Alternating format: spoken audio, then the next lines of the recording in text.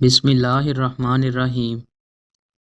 رسول اللہ صلی اللہ علیہ وآلہ وسلم نے ارشاد فرمایا، جو شخص اپنے آپ کو بڑا سمجھتا ہو اور اکڑ کر چلتا ہو، جب وہ اللہ تعالیٰ کی بارگاہ میں پیش ہوگا تو اللہ تعالیٰ اس پر ناراض ہوگا۔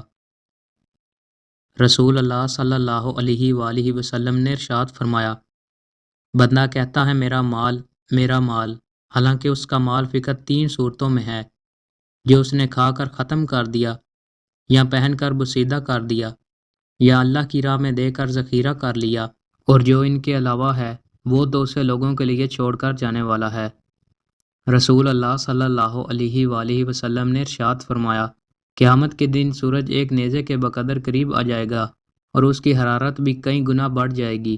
اس کی حرارت کی وجہ سے دماغ یوں کھولیں گے جیسے ہنڈیاں ابلتی ہیں۔ لوگ اپنے اپنے گناہوں کے حساب سے پسینے میں شرابور ہوں گے۔ بعض لوگوں کا پسینہ ٹخنوں تک، بعض کا پنڈلیوں تک، بعض کا کمر تک اور بعض کا منہ تک پہنچ جائے گا۔